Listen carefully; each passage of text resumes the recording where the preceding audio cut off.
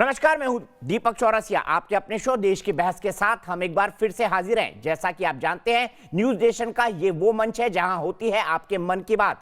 आप जिस मुद्दे को चुनते हैं, हम ना सिर्फ उस मुद्दे को पूरे देश के सामने उठाते हैं, बल्कि इस शो में लोग सीधे देश के सामने अपनी बात भी रख सकते हैं। आज आपने देश की बहस का जो मुद्दा तय किया है वो है अयोध्या में भूमि पूजन के टीवी प्रसारण पर वामपंथियों की रार। इसे 53% लोगों ने वोट देकर देश की बहस का मुद्दा बनाना चाहा है। आज इसी पर होगी देश की बहस। इस चर्चा में मेरे साथ एक बड़ा पैनल शामिल होगा, साथ ही दर्शक भी जुड़ेंगे।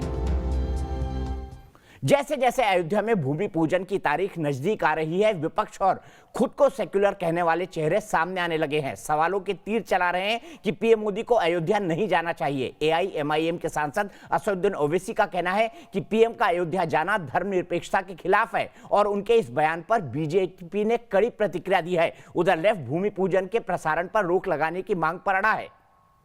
ये देखिए असदुद्दीन ओवैसी का ट्वीट। प्रधानमंत्री का आधिकारिक रूप में भूमि पूजन कार्यक्रम में शामिल होना उनके संवैधानिक शपथ का उल्लंघन होगा। धर्मनिरपेक्षता संविधान के मूल ढांचे का हिस्सा है, ये कह रहे हैं असदुद्दीन ओवैसी। लेकिन आज देश की बहस में इस तथाकथित सेक्युलरिज्म की और इसके नाम पर कैसे बदनाम किया जाता है धर्म को, इसकी पोल खेलने जा रहा है न्यूज नेशन। ऐसे में सवाल यही है कि क्या वाकई भूमि पूजन का अड़ंगा लगाने की कोशिश की जा रही है? सेक्युलरिज्म क्या है, इस पर भी बहस होगी। संविधान क्या कहता है, इस पर भी बहस होगी। लेकिन उससे पहले हम देखते हैं असदुद्दीन ओवैसी ने क्या कहा है और उनका सेक्युलरिज्म जब उनके भाई तक जाता है तो वो क्या कहते हैं, वो भी हम आपको बताएंगे। पहले सुनिए ओवैसी ने क्या कहा। अयोध्या में 3 मनाजिर है जहां के लोग बोलते हैं राम यहां पैदा हुए, राम यहां पैदा हुए, राम यहां पैदा हुए। और फिर हरियाणा में कौशल्यापुरम है। कौशल्यापुरम सुनो जरा बच्चों, हरियाणा में कौशल्यापुरम है। वहां के लोग बोलते कि हिंदुस्तान में हिंदुस्तानी तहजीब है, रिवायत है कि एक औरत अपने पहले बच्चे को जन्म देने से पहले मैके को जाती है और मैके में जन्म देती है। हमारे पास भी अरे पहला बच्चा है, आ जाओ बोल के घर में बुलाते है भाई, है एक हिंदुस्तानी तहजीब है, हिंदुस्तानी तहजीब है। इसी तरीके से हरियाणा कौशल्यापुरम के लोग बोलते हैं कि कौशल्या वहां की थी। कौन कौशल्या? राम की मां, दशरथ की बीवी। और वहां के लोग बोलते कि कौशल्या हिंदू तहजीब के हिसाब से मैके को आई थी हरियाणा को कौशल्यापुरम में और राम वहां पैदा हुए। 3 पुजारियां बोल रहे हैं अयोध्या में यहां। अरे अडवाणी, वाजपेयी, उमा भारती, मोदी, बता आखिर राम की मां कहां गई, किधर जन्म दी?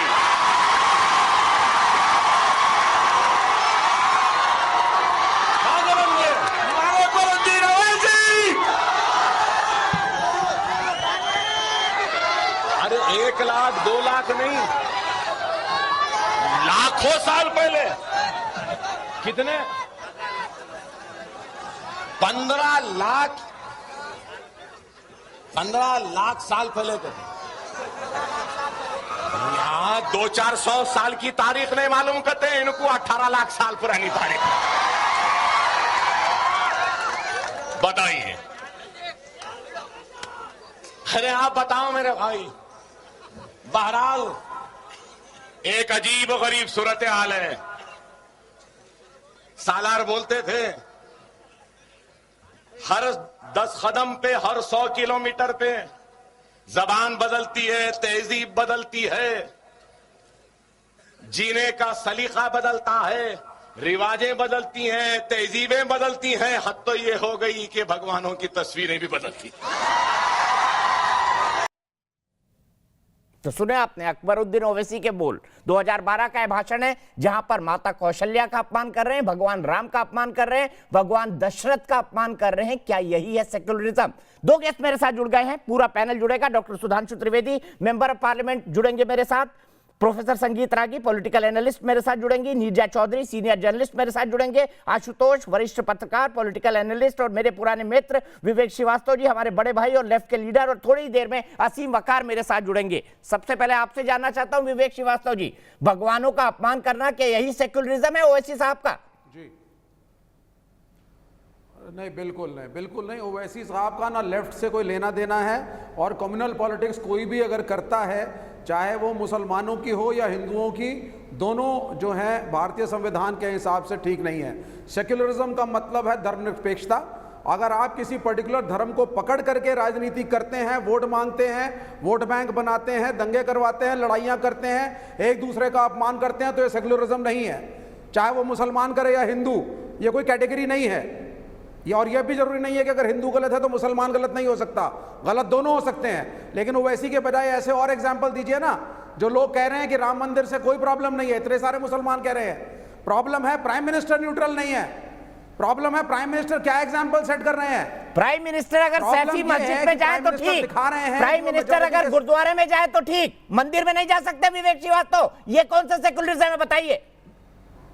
प्राइम मिनिस्टर ने केदारनाथ बद्रीनाथ की यात्रा करी, अनेकों जगह पे गए, बनारस गए, काशी विश्वनाथ की यात्रा करी, किसी ने कोई ऑब्जेक्शन नहीं उठाया, ना किसी हिंदू ने, ना मुसलमान ने, ना लेफ्ट ने।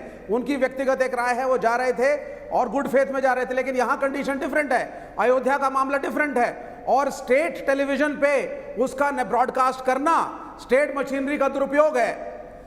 ठीक है, मैं आऊंगा इस बहस पर, लेकिन मैं सुधांशु त्रिवेदी जी जुड़ गए मेरे साथ, असीम वकार जी जुड़ गए हैं, संगीत रागी जी जुड़ गए हैं। सुधांशु त्रिवेदी जी, मैं आपको एक स्टेटमेंट दिखाता हूं, अकबरुद्दीन ओवैसी का यह स्टेटमेंट है, 2012 का यह स्टेटमेंट है, अपनी एक सभा में दिया गया स्टेटमेंट है, जिसमें सेक्युलरिज्म के नाम पर वो कैसे अपमान कर रहे हैं भगवान राम का, माता कौशल्या का, महाराज दशरथ का। एक बार सुन लीजिए, फिर सेक्युलरिज्म के नाम पर हम इस बहस की शुरुआत करेंगे। क्या है सेक्युलरिज्म? हिंदू देवी देवताओं का अपमान, क्या ये AIMIM का सेक्युलरिज्म है? सुनिए अकबरुद्दीन ओवैसी ने क्या कहा।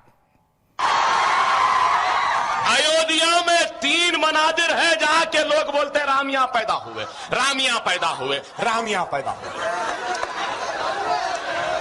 और फिर हरियाणा में कौशल्यापुरम है, कौशल्यापुरम, सुनो जरा बच्चों, हरियाणा में कौशल्यापुरम है, वहां के लोग बोलते कि हिंदुस्तान में हिंदुस्तानी तहजीब है, रिवायत है कि एक औरत अपने पहले बच्चे को जन्म देने से पहले मैके को जाती है और मैके में जन्म देती है। हमारे पास भी अरे पहला बच्चा है आ जाओ बोल के घर में बुलाते है भाई, है एक हिंदुस्तानी तहजीब है, हिंदुस्तानी तहजीब है। इसी तरीके से हरियाणा कौशल्यापुरम के लोग बोलते हैं कि कौशल्या वहां की थी। कौन कौशल्या? राम की मां, दशरथ की बीवी।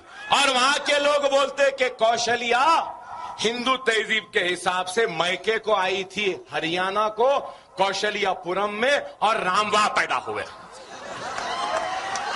3 पुजारियां बोल रहे हैं अयोध्या में, यहां। अरे अडवाणी, वाजपेयी, उमा भारती, मोदी, बता आखिर राम की मां कहां गई, किधर जन्म दी? तो ये है ओवैसी साहब के भाई का सेक्युलरिज्म। सीधे चलता हूं मैं सुधांशु त्रिवेदी जी के पास। सुधांशु त्रिवेदी जी, क्या AIMIM को इस बयान के लिए अनकंडीशनल माफी नहीं मांगनी चाहिए विरोध और ऐतराज करने से पहले?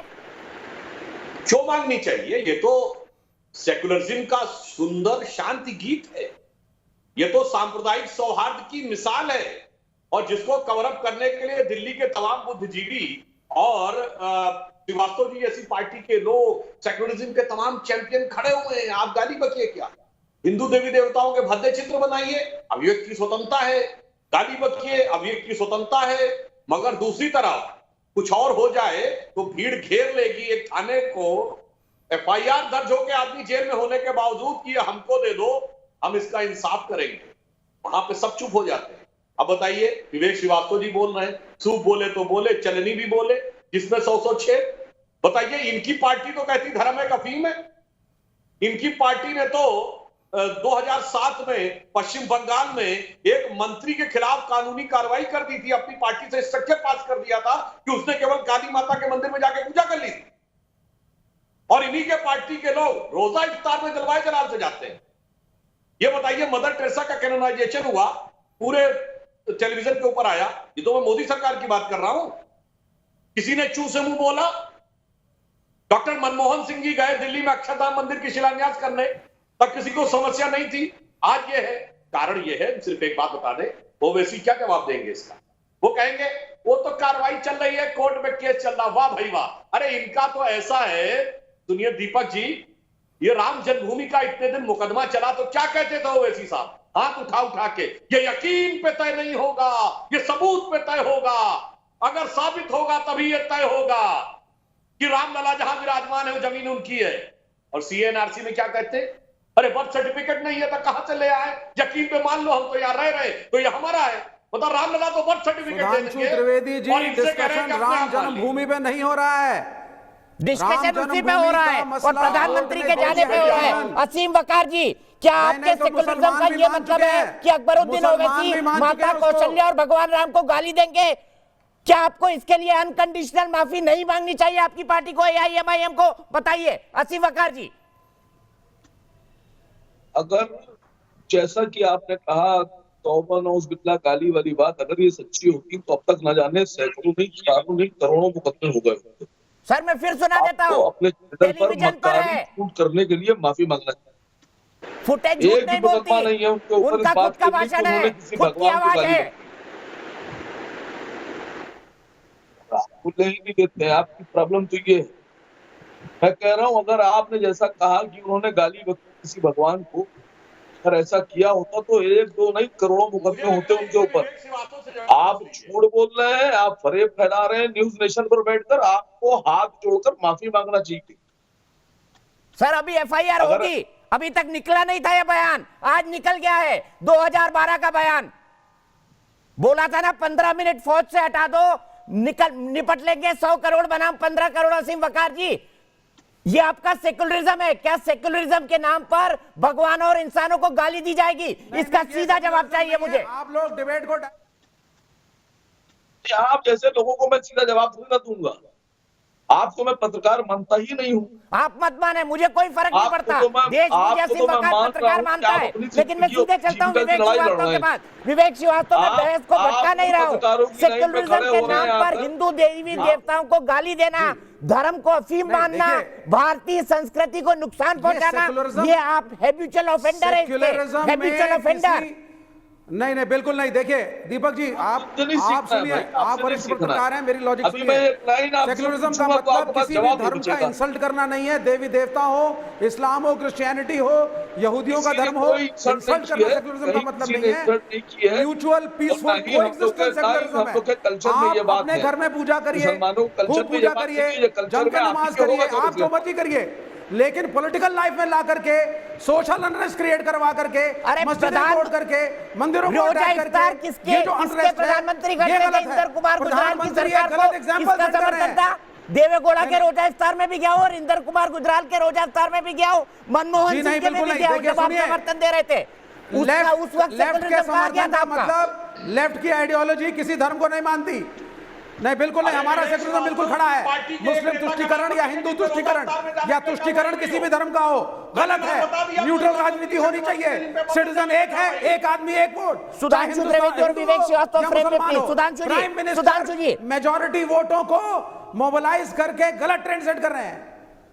अगर आप The Prime माइनॉरिटी Minister को is wrong. मोबिलाइज करें तो ठीक, एआईएमआईएम पार्टी का नाम हो तो ठीक, बिल्कुल नहीं। मुसलमानों के नाम पे पार्टी है वहां ठीक। जाकर के मुस्लिम लोग भारत का एक ऐसा विभाजन करा दे, ढांचा मुस्लिम जो लीग वो लंबे ठीक। अरसे तक डिस्प्यूट सुधांशु में रहा, त्रिवेदी जी, सुधांशु जिसके त्रिवेदी रिजल्ट जी, के आने के बाद क्या भी ये कुछ सेकुलरिज्म लोग है? भी हो क्या सकते ये हैं। सेकुलरिज्म है? वहां प्रधानमंत्री का जाना गलत है। देखिए, ये विवेक श्रीवास्तव जी इतना उत्तेजित होकर बोल रहे हैं, पर ये अपनी पार्टी के एक नेता का नाम नहीं बता सकते जिसको रोजा इफ्तार में जाने पे कार्रवाई हुई।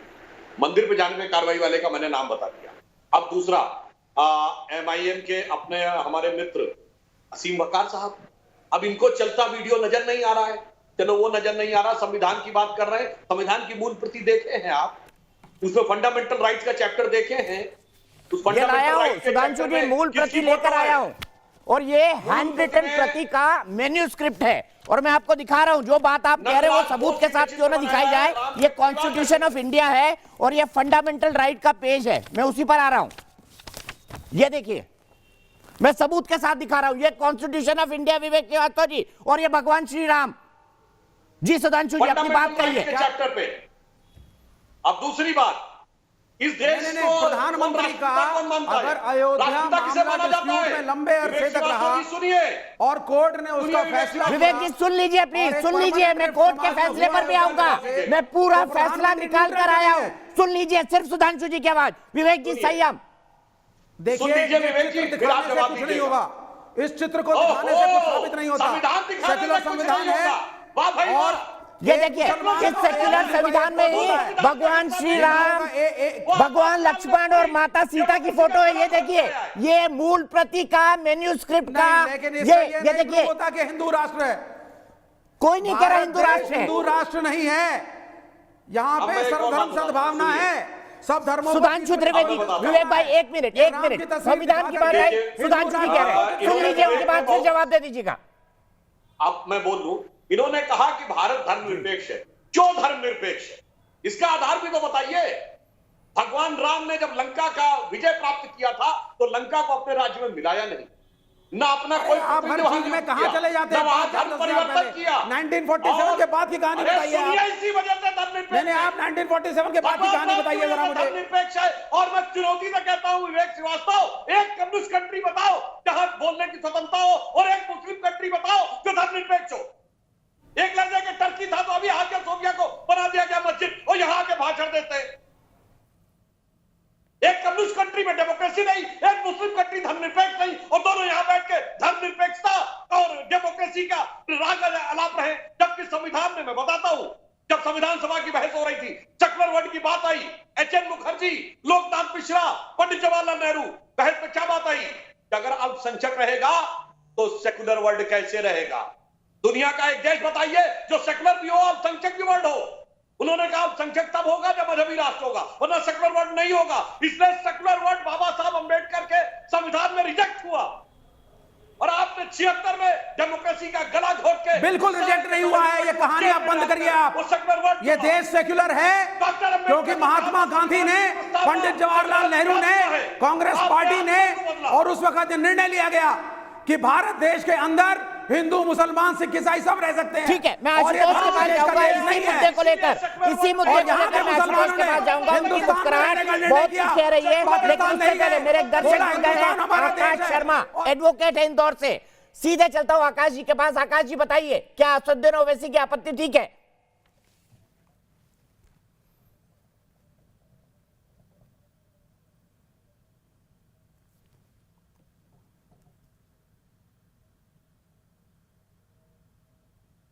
भारत देश के और एक ऐसे व्यक्ति के लिए सभी धर्म, सभी व्यक्ति, पूरी जनता उनके लिए एक समान है। इस आधार पे वो राम जन्मभूमि एक ऐसा मुद्दा है जो कई वर्षों से, सदियों से चला आ रहा है, जिसको आज माननीय सर्वोच्च न्यायालय ने पूर्ण रूप से सारी चीजों को मद्देनजर रखते हुए आज उस पर निर्णय दिया है। और जहां तक ये धर्मनिरपेक्षता की बात कर रहे हैं कि उससे धर्मनिरपेक्षता होती है, तो अगर हमारे सर्वोच्च न्यायालय के जजमेंट को देखते हैं तो राम जन्मभूमि के पक्ष में 2.77 एकड़ की जमीन दी गई, जबकि मस्जिद के लिए 5 एकड़ की जमीन दी गई है। उस आधार पे ये फिर धर्मनिरपेक्षता वहां क्यों नहीं आ रही? ठीक है, मैं सीधे चलता हूं आशुतोष के पास। आशुतोष, मुझे ये बताइए, सेक्युलरिज्म के नाम पर कब तक ओवैसी बंधु मुसलमानों की राजनीति करके अपनी पार्टी का नाम मुसलमानों वाली पार्टी रखेंगे, AIMIM? इसमें आपको कोई कॉन्ट्रडिक्शन नजर नहीं आता? नहीं, बिल्कुल बिल्कुल इसमें कॉन्ट्रडिक्शन है, और जो कुछ भी अकबरुद्दीन ओवैसी कह रहे हैं गलत कह रहे हैं और उनकी भर्त्सना होनी चाहिए।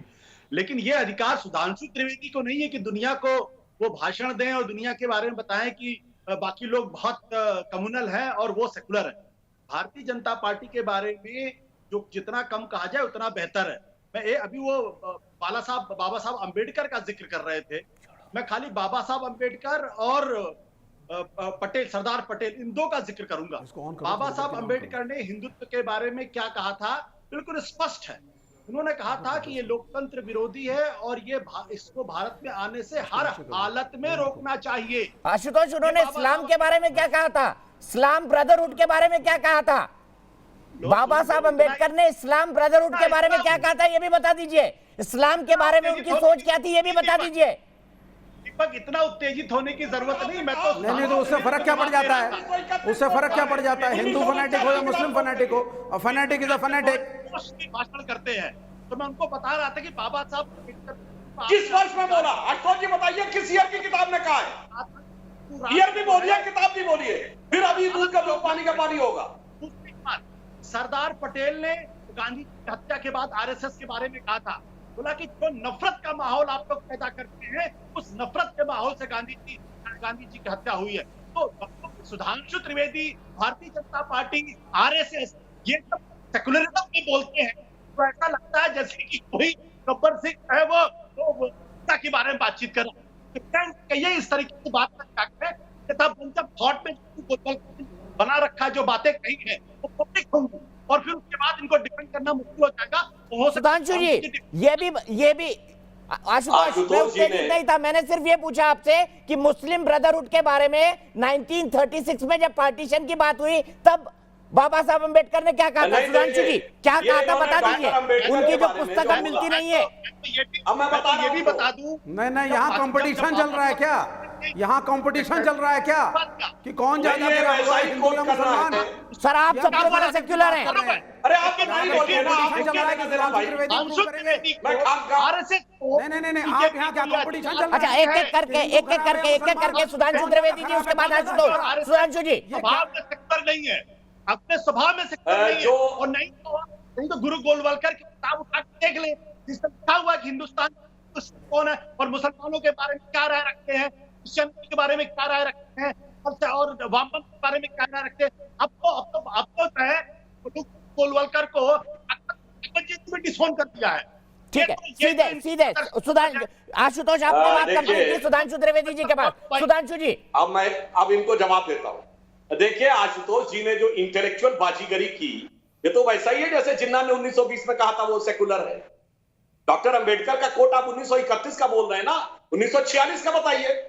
1949 की किताब हु वर शूद्राज, 1950 की किताब द अनटचेबल, उसमें ये सब कहा है क्या? वो 1931-32 कोट कर रहे हैं आप जनाब। और दूसरी बात, हमारा सेकुलरिज्म आपके लिए गलत है, मगर वो सेकुलरिज्म अच्छा है जिसमें प्रधानमंत्री कहे Muslim should have right to national of India. एक करके प्लीज हम स्काइप पे जुड़े हैं, मैं सबको मौका दे रहा हूं। सुधांशु जी कंप्लीट करिए, सिर्फ सुधांशु जी का ऑडियो। आशुतोष तुरंत उसके बाद आपके पास आऊंगा। देखिए, आशुतोष जी से विनम्रता से कहूंगा, मुस्लिम should have first right over the national resources of India. यह सेकुलरिज्म है, ठीक। मुसलमानों को आरक्षण मिलना चाहिए आंध्र प्रदेश में, यह सेकुलरिज्म है। कोर्ट उसको गलत सिद्ध कर दे तो फिर कर्नाटक में मिलना चाहिए, यह सेकुलरिज्म है। सुरक्षा बलों में मुस्लिमों को, अल्पसंख्यकों को नहीं, मुस्लिमों को आरक्षण देंगे। उत्तर प्रदेश विधानसभा 2012 कांग्रेस का मैनिफेस्टो, यह सेकुलरिज्म है। और मिजोरम विधानसभा कांग्रेस का घोषणा पत्र 1988, यदि हमारी सत्ता आई तो हम रोमन कैथोलिक मान्यताओं के अनुसार शासन करेंगे, यह सेकुलरिज्म है। और ये बताइए, बराबरी की बात इस देश में मुस्लिम पर्सनल लॉ, यह सेकुलरिज्म है। शरीयत को लागू करने के लिए शाहबानो केस में संसद में सर्वोच्च न्यायालय का निर्णय बदला जाए, यह सेकुलरिज्म है। और ट्रिपल तलाक और हवाला हो, सिविल कोड में 32 पॉइंटों में हिंदू एक साथ नहीं है। यह सेकुलरिज्म है। जी, आपकी नॉलेज के लिए बता दूं, कर सके या यूनिफाइड सिविल कोड में 32 ऐसे मसले हैं जिसपे हिंदू एक साथ नहीं है।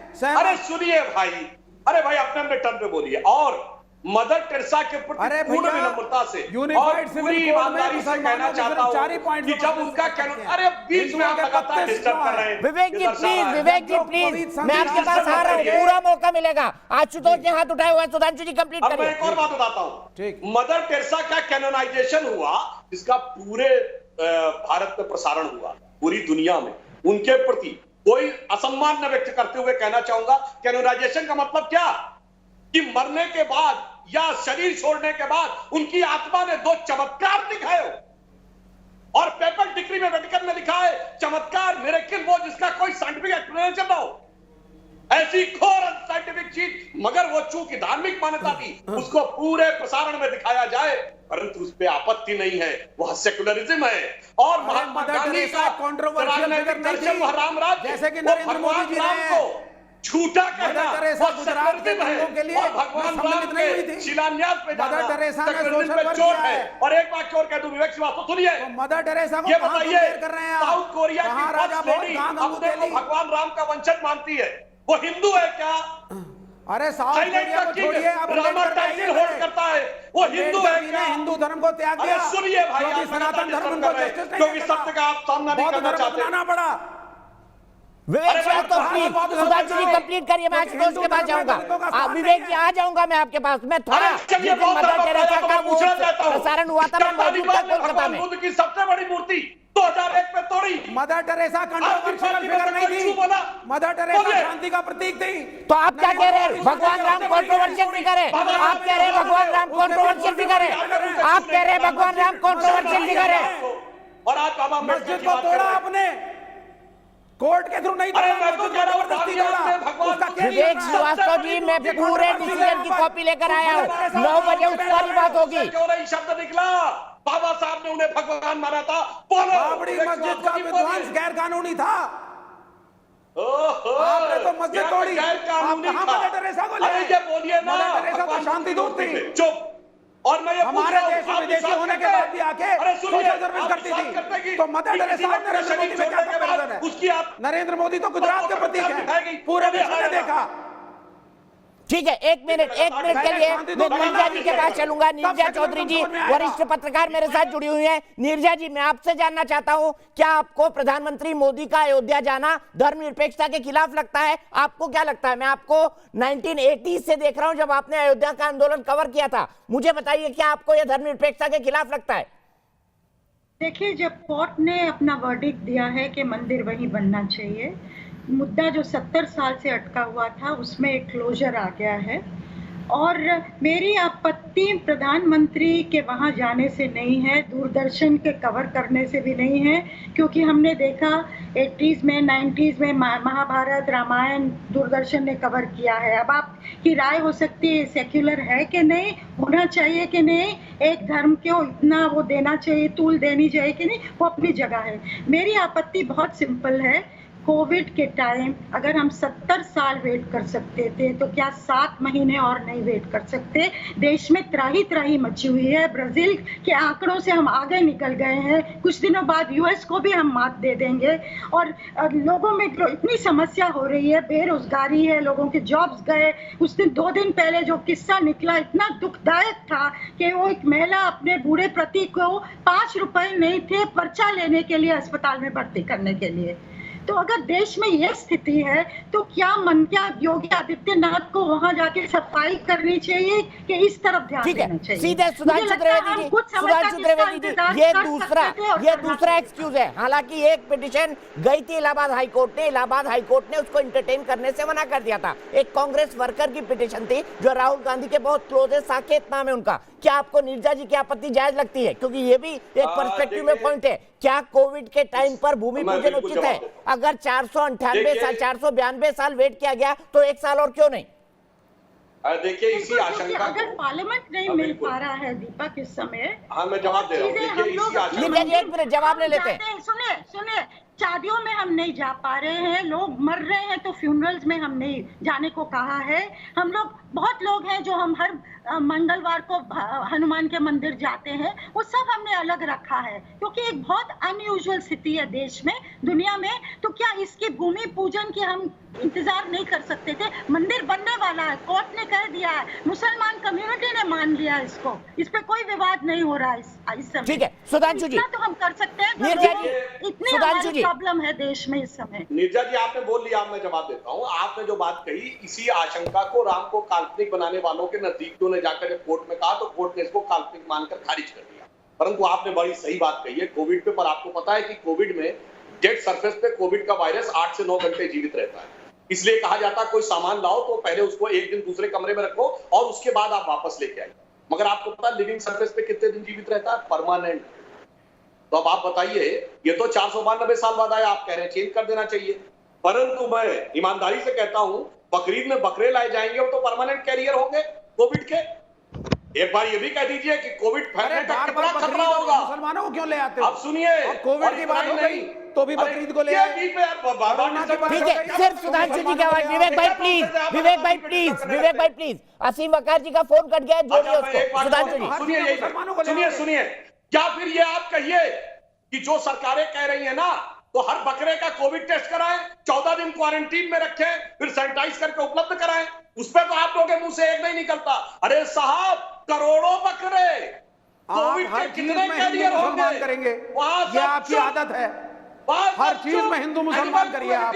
वो कोरोना की बात करिए नीरजा जी, उसमें भी आप बकरीद ले आए। कोई कहता है भाई महामारी फैल रही है, तो उसमें भी हिंदू मुसलमान। विवेक जी का ऑडियो प्लीज, सुधांशु जी का ऑडियो। विवेक भाई प्लीज, हम 1 घंटे और हैं अभी बहस में।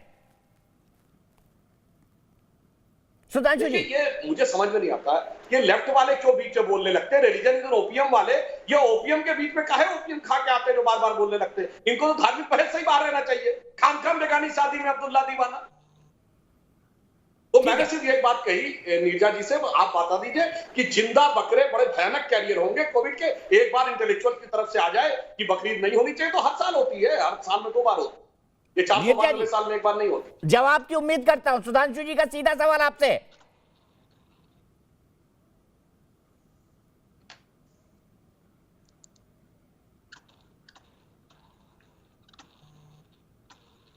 नीरजा जी, सुधांशु जी का सवाल आपसे। क्या नीरजा जी जुड़ी हुई है?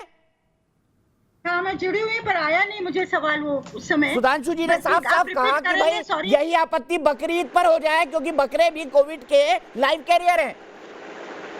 देखिए, मुझे लगता है सुधांशु जी, इस समय इतनी बड़ी आपदा है कि इसको हिंदू मुस्लिम विवाद मत करिए देश में। इस समय ये चीजें रुक सकती है, पॉलिटिक्स रुक सकता है। इस समय लोगों की जान का मामला है और हेल्थ का मामला है, उनकी वेलबींग का मामला है, हमारी इकोनॉमी में प्रॉब्लम है उसका मामला है। ये चीजें कुछ समय तक रुक सकती है। आप बकरीद में अगर खतरा है तो जरूर उठाइएगा उसको, उसमें कोई आपत्ति नहीं। सुधांशु जी जवाब देना चाहते हैं, फिर मैं सीधे विवेक श्रीवास्तव के पास जाऊंगा, और असीम भाई का फोन भी जुड़ गया है, और संगीत रागी जी का भी। मैंने तो यही पूछा नीरजा जी, हम भी बचपन से आपको सुनते आ रहे हैं।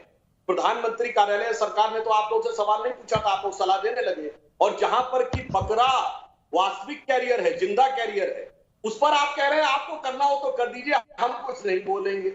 ये अपने आप में कितनी हास्यास्पद स्थिति लगती है कि आप इस तरह के मुद्दों के ऊपर पूरी तरीके से चुप्पी। और यहां पर भाई जब प्राइम मिनिस्टर होंगे तो उसकी सिक्योरिटी में क्या स्थिति होती है? कई किलोमीटर तक आप एंट्री नहीं कर सकते। डिस्टेंसिंग की जहां बात है, प्राइम मिनिस्टर की उसी एसपीजी सिक्योरिटी का हिस्सा है। आपको पता होना चाहिए जब प्राइम मिनिस्टर चलते हैं या जिनके पास एसपीजी और जेड प्लस सिक्योरिटी भी होती है, उनके ब्लड ग्रुप वाले कई लोग साथ में चलते हैं। इस सीमा तक तो सिक्योरिटी की बात रखी जाती, फिर भी उसमें आपको नजर आ रहा है इसमें तो उल्लंघन हो जाएगा। मगर बकरों का एक और बात, हिंदू मुस्लिम आपने कैसे कह दिया? मैं असीम वकार साहब बैठे और इनसे पूछ लीजिए, किसी मुस्लिम टेक्स्ट में दिखा दीजिए कि जहां बकरे की कुर्बानी इस्लामिक परंपरा में, बकर का मतलब क्या होता है? बड़ा। अबू बकर अल बगदादी मतलब वो बकरा नहीं है, वो बड़ा है। तो बड़े जानवर की कुर्बानी करो, हाथी घोड़ा ऊंट।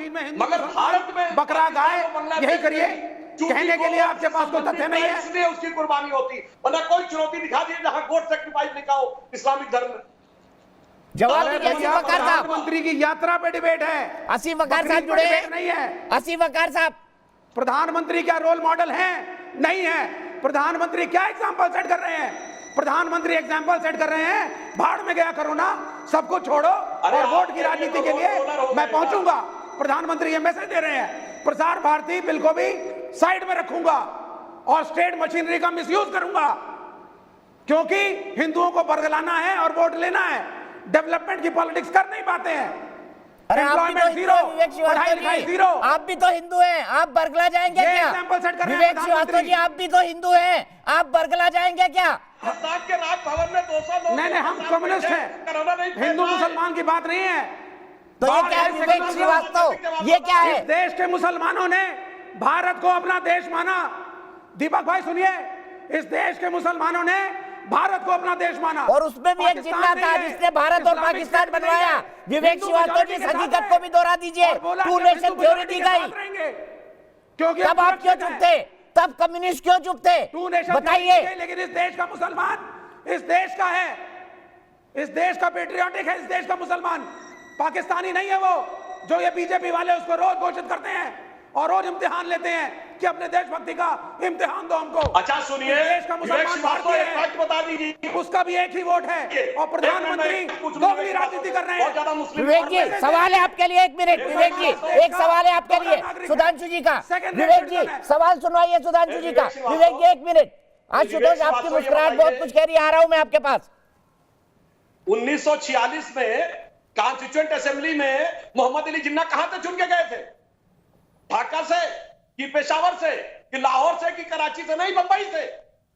और बॉम्बे प्रेसिडेंसी की 30 की 30 सीटें मुस्लिम लीग को मिली थी और मद्रास प्रेसिडेंसी की 28 की 28। इसलिए यह भाषण मत दीजिए।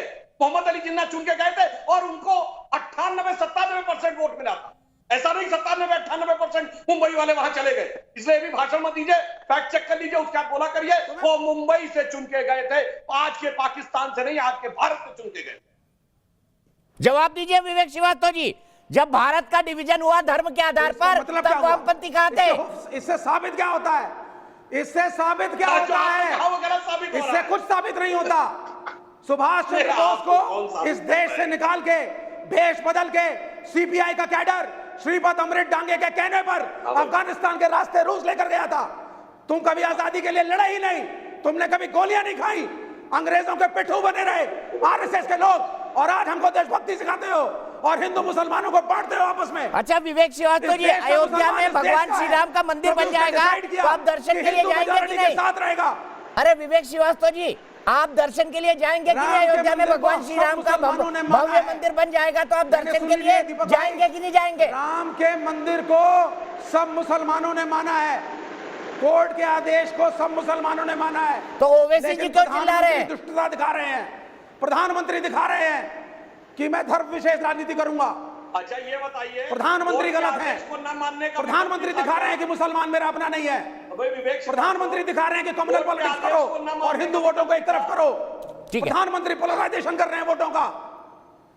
ठीक है सुधांशु जी, मुझे पता है आपको, आप 9:05 तक जुड़े थे। मैं 9:05 पे आपको थैंक यू बोलता हूं। सीधे चलता हूं आदित्य द्विवेदी के पास। विवेक श्रीवास्तव जी, बहुत टाइम है हमारे पास, अभी बहुत टाइम है डिस्कशन के लिए। आदित्य द्विवेदी लखनऊ से। आदित्य जी मुझे बताइए, थोड़ा ध्यान दीजिए सामने, मुझे बताइए कि ओवैसी जी की आपत्ति को क्या आप उचित मानते हैं? प्रधानमंत्री को जाना चाहिए अयोध्या या नहीं जाना चाहिए?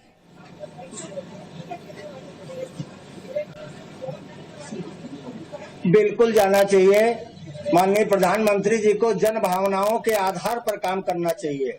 जो राष्ट्र की भावना है, मूल भावना है, उसका वो आदर करके वहां जा रहे हैं। भगवान राम का जो वहां पर भूमि पूजन होना है, उसके लिए वो जा रहे हैं। देश की भावना जिधर बह रही हो उधर प्रधानमंत्री को जाना चाहिए। पता नहीं क्या बात है कि जब कुछ भी होता है तो एक हमारे देश में एक धड़ा आकर के उसके विरोध में खड़ा हो जाता है और वो यही चाहा करता है कि इस काम में किसी तरह से विघ्न डाला जाए। अभी तक 70 सालों से हम लोग भी जनता है, हम लोग यहाँ की, हम लोग का कोई और मतलब नहीं होता। हम लोग देखा करते हैं कि हमारा कोई भी काम अगर हो रहा हो, सुप्रीम कोर्ट के निर्णय के साथ हो रहा है। कोरोना चल रहा है तो सारे काम, सारे त्योहार घर में मनाए जा रहे हैं, नियम का पालन किया जा रहा है। तो नियम का पालन करके ही भगवान के उस कार्यक्रम में माननीय प्रधानमंत्री जा रहे हैं। 200 लोग होते, 2 करोड़ लोग अयोध्या में खड़े मिलते, 200 लोगों पर ये हो रहा, वो भी पूरे नियम कायदे के साथ। उस पर तो इस तरह की आपत्ति होनी ही नहीं चाहिए। ठीक है, सीधे मैं आशुतोष के पास चलता हूं। आशुतोष जी, क्या आपको लगता है कि आप भी रॉन्ग साइड में खड़े? नहीं, मैं तो सुधांशु त्रिवेदी पता नहीं क्यों चले गए, लेकिन सुधांशु त्रिवेदी जी बहुत सेकुलरिज्म की बड़ी बात कर रहे थे, जिन्ना के बारे में बात कर रहे थे। सेकुलर, सबसे सेकुलर आदमी इस देश के अंदर कोई था तो वो था लाल कृष्ण आडवाणी, जिन्होंने जिन्ना को सेकुलर घोषित करके पाकिस्तान जाके। और दूसरे सबसे सेकुलर आदमी थे जसवंत सिंह, जिन्होंने पूरी किताब लिख दी जिन्ना के ऊपर। और अब सुधांशु त्रिवेदी जो कि मंच छोड़ के जा चुके हैं, इसलिए बहुत बड़े भाषण देते हैं। तो ये आना चाहिए कि दरअसल इस देश की साथ इतना बुरा व्यवहार जेपी आरएसएस के लोगों ने किया है। आजादी की लड़ाई में कोई हिस्सा लिया नहीं, जिन्ना को कब मौका मिलता है। चलिए हम 2020 के राम मंदिर की बात कर लें, थोड़ा इतिहास से आगे आ जाते हैं। क्या आपको भी आपत्ति है कि प्रधानमंत्री वहां पर भूमि पूजन के लिए जा रहे हैं? आशुतोष जी, आपको भी आपत्ति है कि प्रधानमंत्री वहां भूमि पूजन के लिए जा रहे हैं? टीवी पर उसका प्रसारण हो रहा है, अगर दूरदर्शन नहीं करेगा तो प्राइवेट चैनल कर देंगे, फर्क क्या पड़ता है? मुझे तो इस बात पे अफसोस हो रहा है कि मैं इस मौके पर अयोध्या में नहीं हूँ। मैं भी भगवान राम के दर्शन करना चाहता हूँ, लेकिन ये जो घड़ियाली आंसू बहाने वाले लोग हैं जिन्होंने भगवान राम का व्यापार करके पूरी राजनीति चमकाई, वो मंच पे खड़े होकर सेक्युलरिज्म में भाषण देते हैं, तो इनका जो दोगलापन होना चाहिए लोगों के सामने। क्या ये लाल कृष्ण आडवाणी को कंडेम करेंगे? क्या ये लाल कृष्ण आडवाणी को कहेंगे? क्या लाल कृष्ण आडवाणी को पार्टी से बाहर निकालेंगे? क्यों लाल कृष्ण आडवाणी पर करते हैं लोग? और क्या जो कुलकर्णी साहब थे वो तो पार्टी छोड़ के चले गए, तो जो लाल कृष्ण आडवाणी आज तक लगाए घूमते हैं, वो उस दिन जब होगा वहां पे लाल कृष्ण आडवाणी यहाँ मौजूद होंगे। जसवंत सिंह साहब ने सेकुलर बताया था, तो कौन आशुतोष आपको ये भी फैक्ट पता है उसके बाद पार्टी में उनके साथ क्या हुआ था? इस फैक्ट को भी बता दीजिए, हम दोनों साथ में रिपोर्टिंग करते थे। मैं तो ये बता दीजिए ना क्या हुआ था?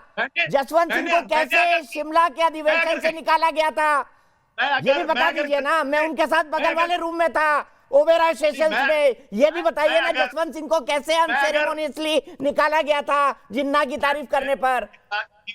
अगर मैं गलती से उधर बोल दूं तो मेरे घर पर पत्थर फेंके जाएंगे और मेरी मां बहनों को गालियां दी जाएंगी। तो ये इनकी बात है, तो दो राय नहीं होनी चाहिए, या तो लाल कृष्ण आडवाणी गलत है या सुधांशु गलत है, दोनों एक साथ सही नहीं हो सकता। चलिए बाबर पे आ जाते हैं। अच्छा मुझे बताइए, बाबर को आप एक आक्रांता मानते हैं या शासक?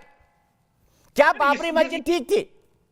नहीं, मैं तो कहता हूँ बाबर आक्रांता था। ये कौन कहता बाबर आक्रांता नहीं था? कौन कहता है? विवेक श्रीवास्तव जी कहते हैं सेक्युलरिज्म खतरने में पड़ जाता है बाबर को अगर आक्रांता बोल देते हैं तो। देखिए विवेक श्रीवास्तव जी नाराज हो गए, बाबर को आपने आक्रांता बोल दिया। आशुतोष आप भी सेक्युलर नहीं है। राजा का धर्म नहीं होता, नहीं राजा का धर्म नहीं होता। हर राजा आक्रांता है, चाहे हिंदू या मुसलमान। हर राजा लड़ता है सीमाएं बढ़ाने के लिए। इस देश में अकबर को पढ़ना शुरू कर दें, अगर अकबर जिस सारे धर्मों को लेकर दूसरे राजा करता था, नहीं चल पाया उसका दीन इलाही। आशुतोष जी आप भी जानते हैं उसके दीन इलाही को मुसलमानों ने ही बर्बाद कर दिया। अकबर के बाद आ जाइए ना, क्या हुआ? अकबर के बाद आ जाइए, बाबर की बात करिए। मीर बाकी ने क्यों तोड़ी बाबरी मस्जिद, ये भी बता दीजिए। मीर बाकी ने राम भगवान का मंदिर क्यों तोड़ा, ये भी बता दीजिए। और मैं अब स्ट्रिक्टली सुप्रीम कोर्ट के फैसले पर आना चाहता हूं। मेरे साथ कुछ और गेस्ट जुड़ेंगे, मैं चाहता हूं असीम वकार जी को जोड़ दीजिए प्लीज, संगीत रागी जी को जोड़ दीजिए, विवेक श्रीवास्तव जी। विवेक श्रीवास्तव जी, आक्रांता हर राजा आक्रांता है दीपक भाई। अच्छा। हर राजा आक्रांता है, चाहे हिंदू राजा हो या मुसलमान।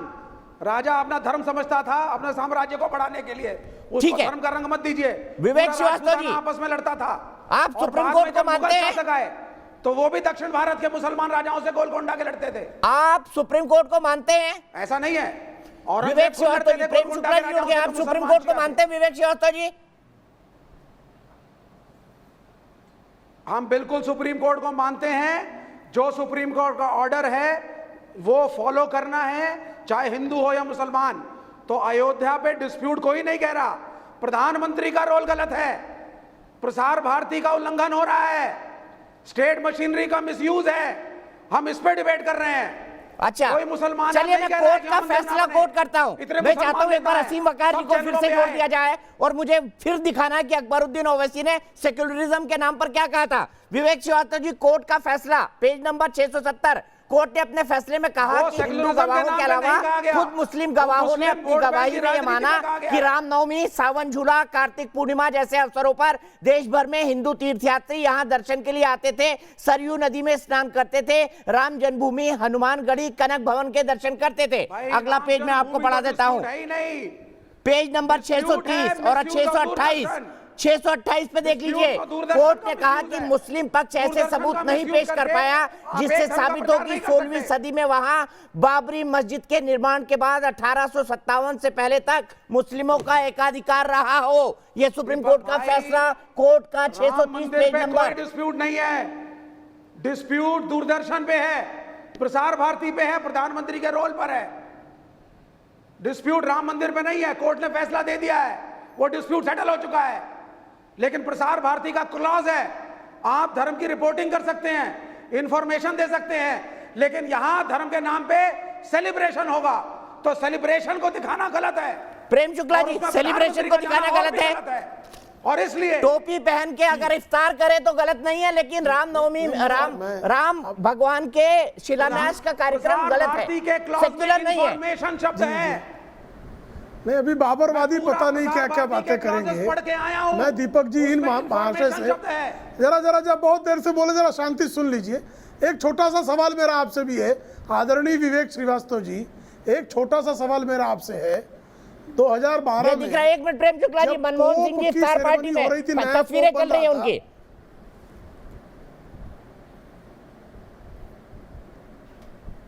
सोनिया जी भी बैठी हुई है। प्रेम शुक्ला जी बोलिए। इन तस्वीरों पर ये कुछ नहीं बोलेंगे ना। देखिए इफ्तार पार्टी पर इनका मुंह सिल जाएगा। 2012 में जब नए पोप ने वहां जिम्मेदारी, नेहरू जी की भी तस्वीर है, लाइव प्रोग्राम दिखाया था, लाइव प्रोग्राम दिखाया था कि नहीं दिखाया था? आप मैं आपसे, अरे भाई, अरे शांति से जरा विवेक श्रीवास्तव जी, एक मिनट सुन लीजिए, सबके बीच में बोलते हैं आप ही किए जा रहे हैं। नहीं, सुनना आता ही नहीं ना उनको। देखिए जब 2012 में नए पोप ने जिम्मेदारी स्वीकारी, उस समय वेटिकन के कार्यक्रम को दूरदर्शन ने लाइव दिखाया, तब विवेक श्रीवास्तव समेत सारे कम्युनिस्ट किस कुएं में घुस गए थे? क्यों नहीं विरोध किया? ये राम मंदिर के नाम पर ही विरोध क्यों होता है? क्यों बाबरवादी छाती कूटने लगते हैं? क्या प्रॉब्लम इनको? आशुतोष जी तब कहां चले गए थे? तब क्या पत्रकारिता इनकी बिक गई थी कि मर गई थी कि पोप के चरणों में समर्पित कर दी थी इन्होंने? कृपया बताएं, बद्रीनाथ तब क्या हुआ था? बताइए ना। जब अरे भाई, विश्वनाथ यात्रा पे, अरे आप कृपया मुझे बताइए ना, पोप की सेरेमनी जब लाइव दिखाई गई, पोप का क्या लेन देन है भारत से? कौन है पोप? पोप आपका काका है? कौन था पोप आपका? मेरा प्रश्न पोप पर है। पोप के, अरे विवेक जी जवाब भी दे दीजिए ना, कोई लॉजिकल। दूरदर्शन ने लाइव दिखाया क्योंकि एंटोनियो मैनो जो है इस देश के शासन व्यवस्था का संचालन कर रही थी। तब आपका मुंह सिल गया था क्या? आशुतोष जी की पत्रकारिता क्या सोनिया जी के प्रणाली में उनका डुबकी मार रही थी क्या?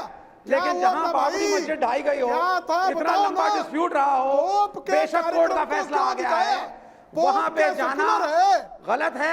प्रधानमंत्री गलत मैसेज दे रहे हैं। विवेक जी जवाब दे दीजिए ना, उनका सवाल है लॉजिकल, पोप का कार्यक्रम क्यों दिखाया दूरदर्शन पे?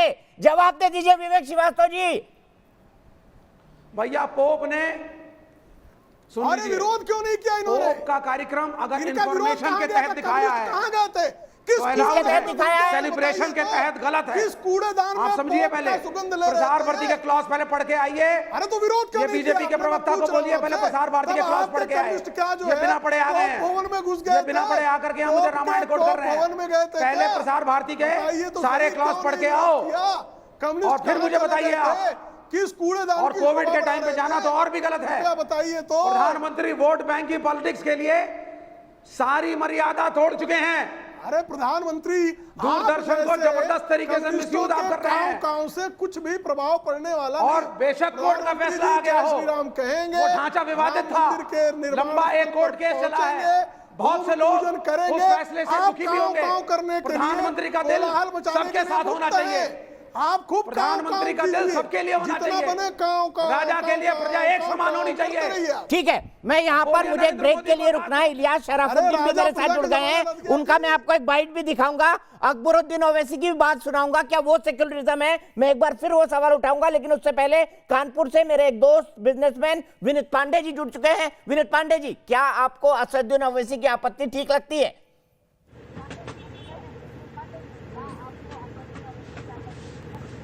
नहीं सर, उनकी बिल्कुल आपत्ति ठीक नहीं है। और क्या ये हमारे साथ जातियां करवाएंगे? हमारे लिए प्रधानमंत्री जी ने हम लोगों के लिए, हिंदुस्तानियों के लिए इतना सोचा है, क्या ये गलत है? क्या ओवैसी जी हैं कौन? ओवैसी जी अपना देखिए, हम हिंदुस्तानियों के बीच में बोलने का उनको कोई अधिकार नहीं है। ठीक है विनय जी, आपका पॉइंट पूरे देश ने सुना है और देश की बहस का हमारा मतलब यही है कि हम अपने दर्शकों की आवाज को सीधे सीधे देश तक पहुंचाएं। यही देश की बहस का मतलब है। इलियास शराफुद्दीन जी हमारे साथ जुड़ गए हैं, बहुत शरीफ व्यक्ति हैं, इनकी आवाज पर ब्रेक नहीं लगता। इलियास भाई आपके पास आऊंगा ब्रेक के बाद, ब्रेक लगाइएगा थोड़ा सा।